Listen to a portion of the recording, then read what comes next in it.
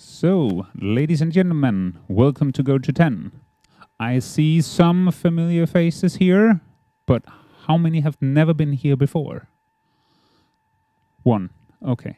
Two, maybe.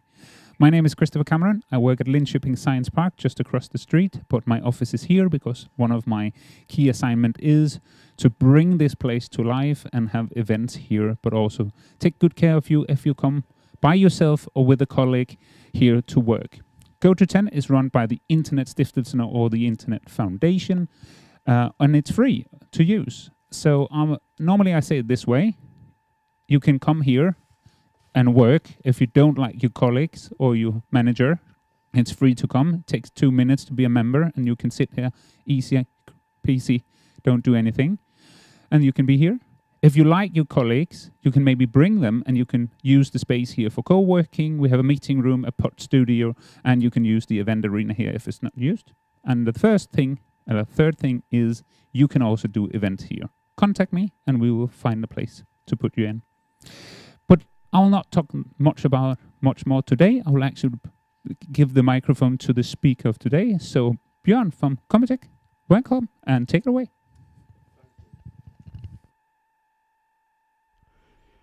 Yeah, okay, this will be a challenge for me because normally I really like to walk around and when I talk, and now I'm constrained behind a sort of desk, but hopefully it will work. The topic for today is Defense Cloud. And for those of you who have an important meeting like 10 minutes or have a really, really short attention span, the summary is more or less that, as most of you might have seen, the war in Ukraine has a really big impact on both modern warfare, but also on the development and all sorts of defense systems. And basically what you're seeing is there's a high need for innovation and adaptability. And we have also seen here is that basically the traditional procurement and development cycle of this sort of systems doesn't really work. There's a high risk that we're basically delivering the wrong systems too late. So we need to find ways to really, really speed up development and procurement. And the solution that's more or less been identified is that we need to find new ways to collaborate. The traditional defense industries is not enough. We need to find collaboration between traditional defense companies, between startups, between cutting-edge IT companies and so on. So collaboration is a key. To get this collaboration to work, some sort of facilitation is needed. And we can also say now that we clearly see that software outscales and outpaces hardware every day of the week. Well, that's it. But anyway, who am I? Björn Rudin. My background is quite typical for a guy in my age. Started with home computers and quite early age. Got fascinated by programming.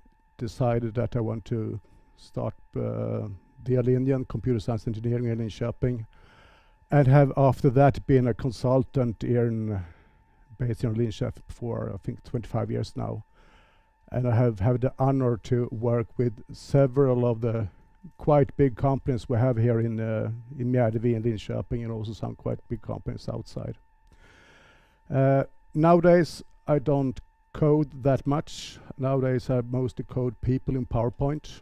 So more or less the sort of missing link between management and technology, working more or less in technology strategy, trying to get the organizations to understand how to cope with these sort of changes that we're talking about now. Somewhere between architecture, management consulting, change consulting in sort of. And I think some ground rules or some that is my background is mainly not in the defense industry. I have been mostly active outside defense industry, which in some cases I really think is not a disadvantage. It's more or less quite positive, because I see that there's quite a lot of new ways of thinking, seeing, understanding that is needed to take the step we're going to talk about. All information that's presented today is based on open sources. You even get the references in the end, so you can look at the look at the roundtable discussions, read the articles and so on. So please, in the end I show the references, take a picture, go home, read something interesting, listen to an interesting podcast and so on. And the intention here is to give a quite high level view and some observation from an industry that is in a domain that is in rapid change. So it's more or less my observation thoughts here. It's not the COMBITECH official stance or line, so don't call our CEO Jessica and ask her what I meant on page 4, because this is more or less my observations. As always, all misunderstandings and errors, they're mine. All good things, intelligent things, have probably already been thought by somebody else, but feel free that afterwards, if you want to reach out and clarify some of misunderstandings or so on, feel free to, well, email me. We can have a cup of coffee and continue the discussion afterwards. We'll have 3 topics for today, more or less from a super high level one, then down to some technology. We're starting to talk about the need for speed, which is more or less some sort of a high level industry or maybe more defense complex view, where we look at some insights from a speech by the former Commander-in-Chief of Ukraine, Valery Zaluzhny.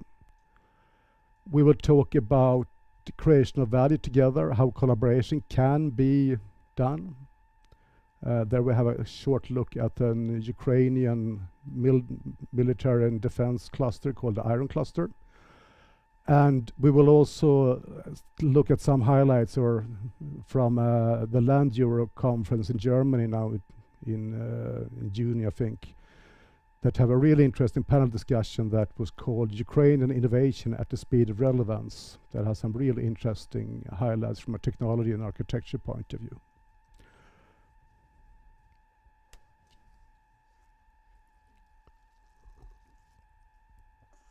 So, speed. I think that what's been quite often we talk about Ukraine and the consequences for the defense industry and defense companies. So we hear the need for innovation, speed and so on. But I think that Mr. Zaluzhny summarized this really, really good in this presentation he had at the Ukraine Defense Tech Forum, where he basically says that victory now depends on the ability to outpace the enemy in technological development. And also that the speed of innovation and implementation directly increases the state's ability to achieve victory in the war. And that the side that is the first to make the transition to a different model of working here will have an unconditional strategic advantage.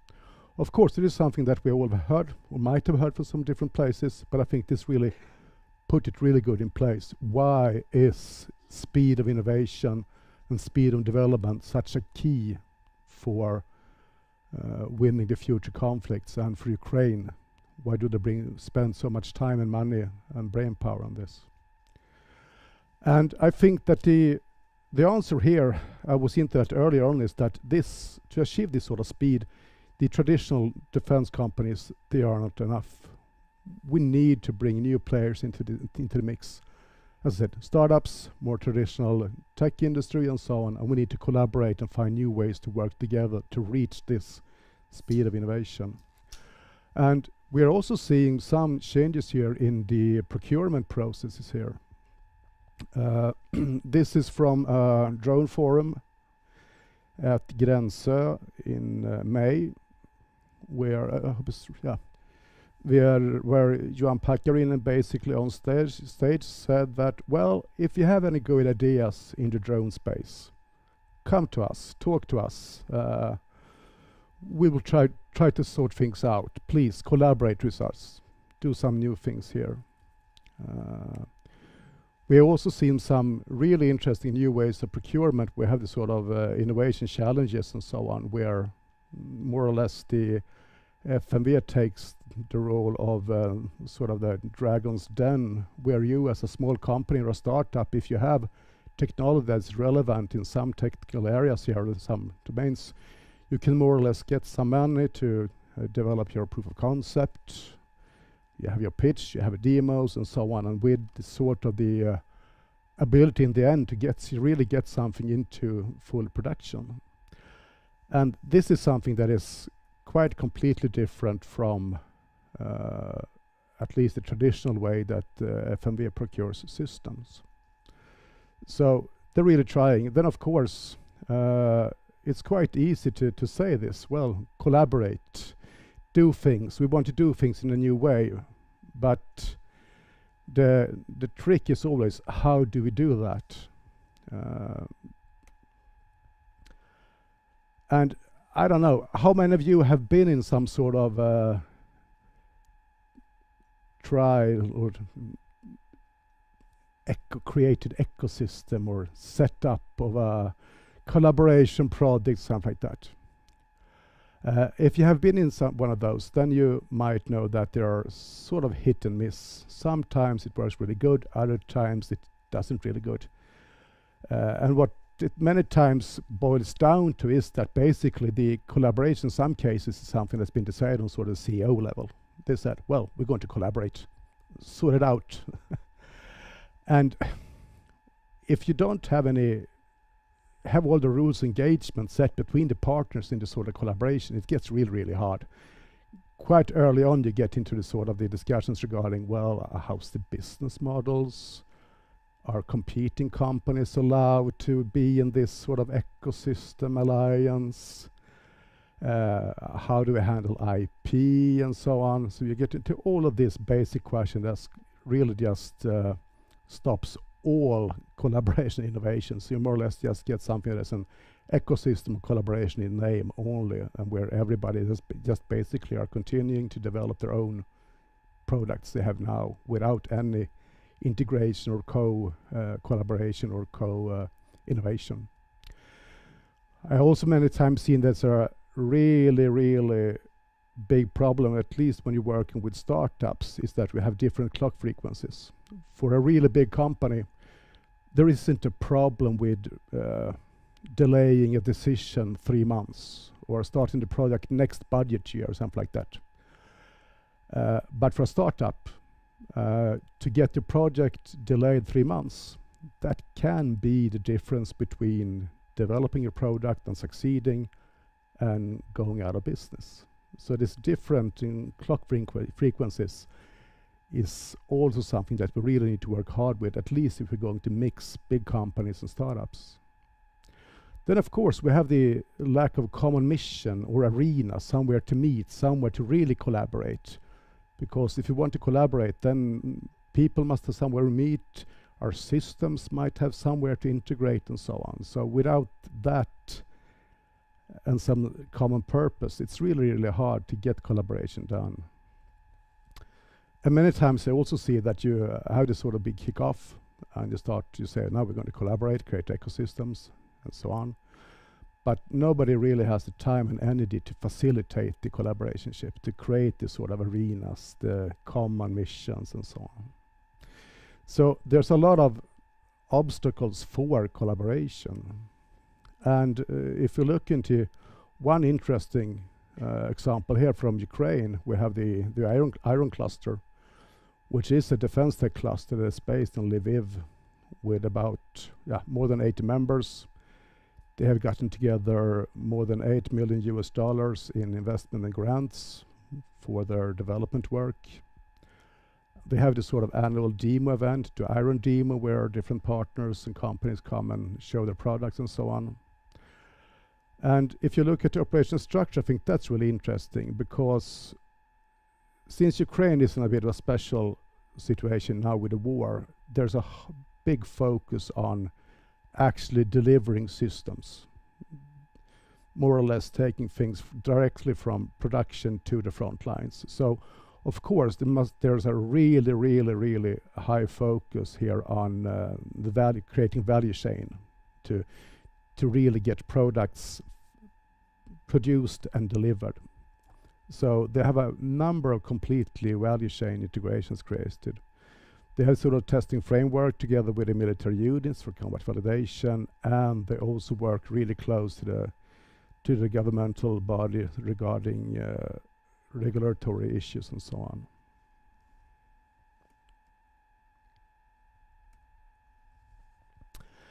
And some takeaways here is I think that the value chain perspective is really interesting here, because I think that in many collaboration projects we mainly focus on sort of ecosystems, and we don't really talk so that much about the money or the value, or how are we going to do business together. More or less we just assume that when you have an ecosystem, well, somebody will pay for it some way, somehow.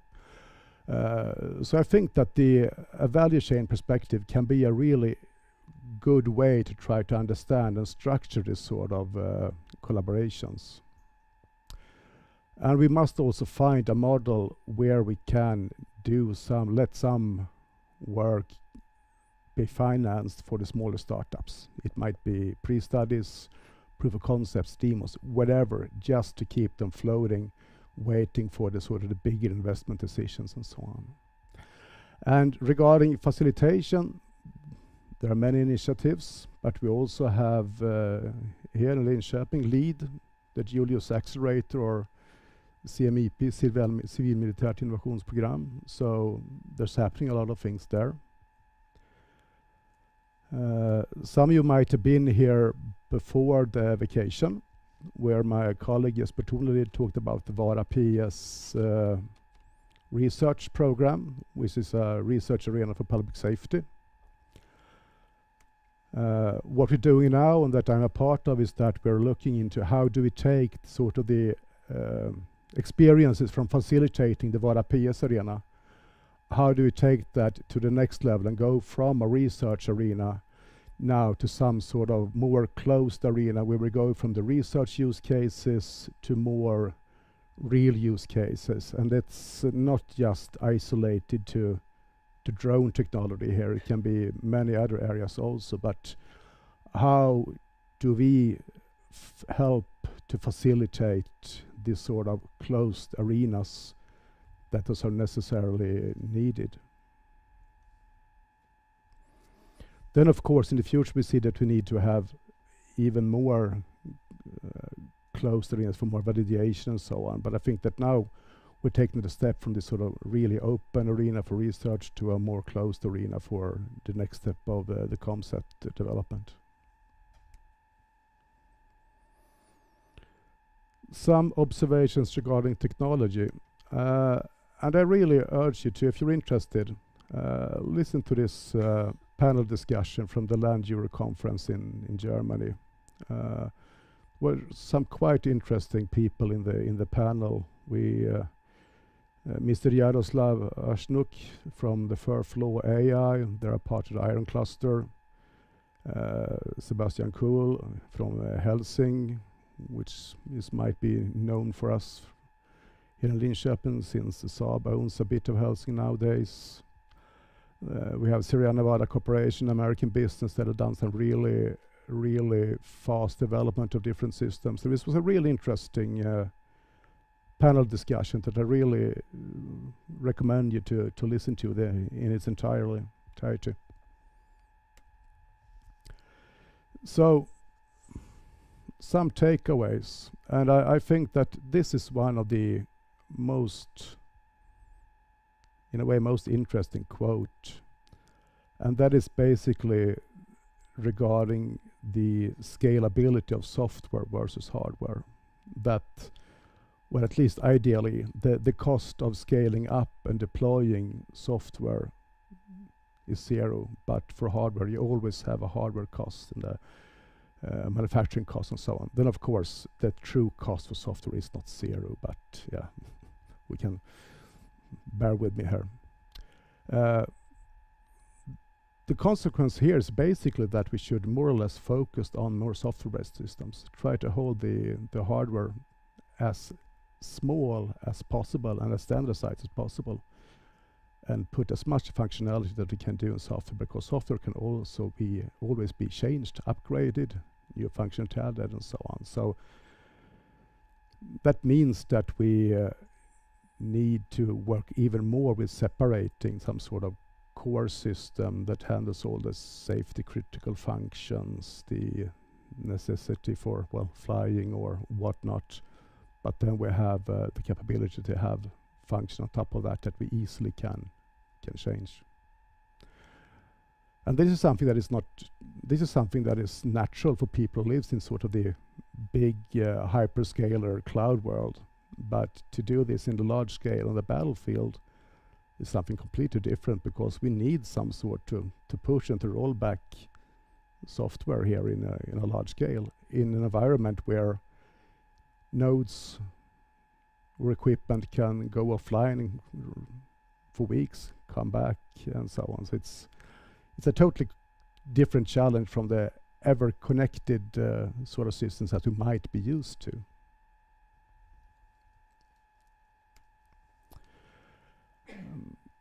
Cost effectiveness is also something that is a common focus here, because what we see now is that we have really cheap systems taking down really expensive systems. And we also have a lot of systems with really short lifespan. So unit cost is really interesting, or to at least keep it down. And we have a really interesting quote here from Sebastian Kuhl regarding sensors. That, well, traditionally you might have this really high-end camera on a gimbal and so on, really expensive but really high-end. But if we run you through a lot of these, and also if you have this really challenge with your supply lines, since you're at war, then we might need to take cheaper cameras, cheaper sensors, and then use different sort of image analysis, AI and so on, to make the sensor, well, maybe not as good as the 15,000 euro sensor, but maybe close enough to at least be usable for our use case, for most of use cases. So the combination of software and AI is also a way to keep down the mechanical cost or the hardware cost in many cases here. This, from a system safety point of view, is really interesting challenge, because how do we handle artificial intelligence when we are trying to make sure that we don't hurt anybody? Because I think this is one of the areas where we must really differentiate between what's happening in Ukraine and what we can do in Europe or in Sweden in peacetime and so on. Because I think there's a number of lessons that you can't just take from Ukraine and apply here in Sweden. And one of the things is surrounding system safety and so on. That because we are not at war, we need to have a high level regarding safety and so on, because we can't tolerate the same sort of risks that you might do in Ukraine. So system safety and AI is a really interesting area for more work and research. And since we're talking now a real lot about speed and talking more and more about software, that also means that we can have a completely different way of developing our systems. We can have more of a continuous iterative development also of these sort of defense systems. And you have a quote here regarding some drones, where they more or less ships out the drones at night and get feedback from the front the day after of, well, okay, what did you like, what don't you like, and so on. And it's really clear that in Ukraine you really prioritize rapid development and feedback rather than big studies and so on. It's sort of this really fast, continuous development, continuously adding new features depending on user feedback and what's happening on the battlefield. And this has also combined with with 3D printing, also in some cases more or less does the hardware almost as fast as software. More or less the hardware that you're printing today and delivering might have some changes compared to the hardware you shipped just a week ago and so on. So that we get into a more of a software view also on some parts of the hardware side here. which is also some really interesting consequences for all the mechanical engineer and hardware people.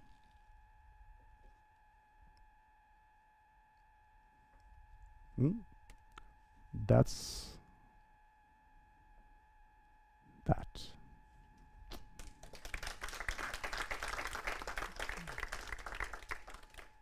Quite concentrated. See if I can have a little sound here. Thank you very much, Björn. So effective and direct to say. Yep. And before I come with all my good questions today, I'll ask if there is any questions in the audience.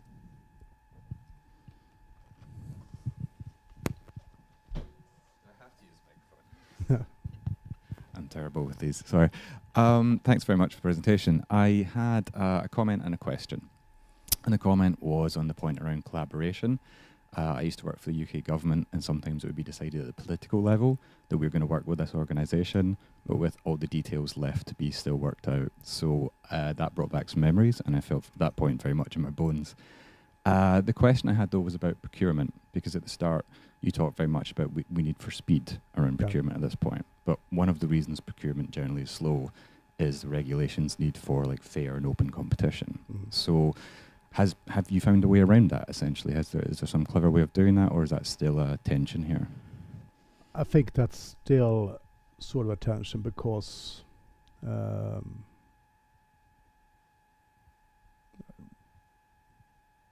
think that's still something. But also, even if you have this sort of standardized tenders and so on, you can also do a lot to make them quicker and so on. So I think it's a lot is about shortening down the process. But I think that this is one of the areas that we still need to. My personal opinion is that we might need to do some sort of weighted.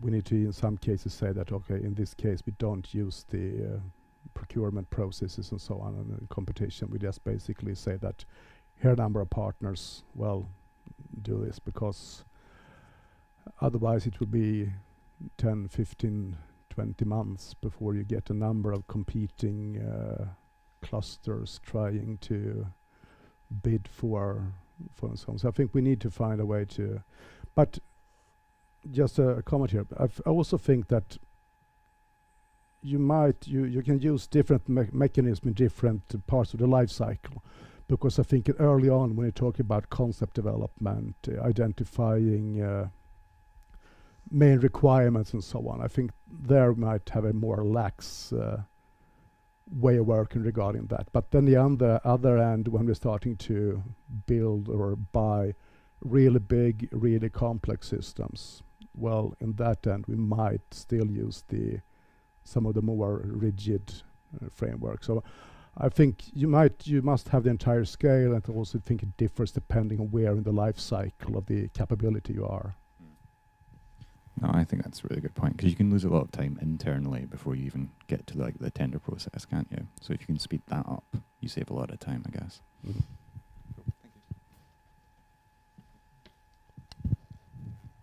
Other questions?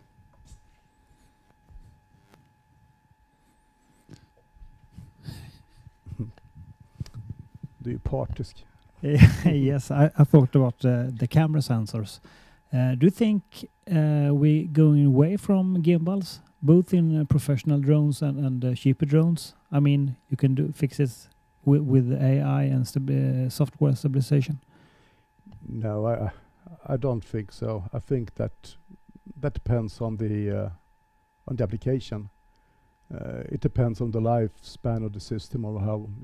Of course, if you're having something that you think will live for 10 minutes, you might take one mission, then you might take one decision, depending on the. It's all about battle economics, basically. What's in the other end of the sensor, or yeah. So I wouldn't say that it's a hard no or hard yes. I still think that we will have some really big, really complex, really expensive systems out there because they are needed. but there might be some cases where we can save money or do the systems cheaper by using cheaper sensors and AI, for example, in some applications. Especially if the lifetime is only 24 hours, for example. Yeah, exactly. Exactly. Thank you. So, thank you very much. Björn, if you're not in a rush, there might be a person or two coming to you like one-to-one. It's like a trend here that not everybody likes to speak in an open forum, so hang around a little bit. I'll hang around a little bit. Good. I just want to ask you a thing. If you have like a magic wand in your day-to-day job, what is it like you want to magically change to do better or something like that? What is it? What is holding you back in your day-to-day work? Right now, I think we are still waiting for a lot of decisions in both in many governmental bodies, but also in many companies. But basically, everybody sees this. Everybody agrees that something needs to be done. Some things are being done, but I think we're still really not getting to grip and read that we really need to do something. So right now I think we need some courage to just start do things. Okay. To do things. Yeah. And Linköping Science Park was on a little visit to one of the other companies here in the park on impact coaching yesterday. And they have a lot of, they work a lot with China. And the CEO there also said, what we need to do in Europe is to be faster because everybody else in the environment is just much faster than we are. So we can take that away from today. And remember, in Linköping Science Park, we have a lot of clusters and networks. And actually, one of my colleagues is here today. That's the AI expert, super awesome Oscar we have in the Science Park. So if you need to talk about AI and something like that, Oscar is the man. Or reach out to us if you need something, because that will be my final question to you. Björn, as a person working here in Linköping, what do you need from our network and our clusters here? Is there special products, or is it services, or is it what can we do as a community for you guys? I think that many of us must be better to actually use the spaces like here, Goto 10 and so on. Okay. Because most of the time you tend to say that, well, it's just for startups. It's not for us. Yeah.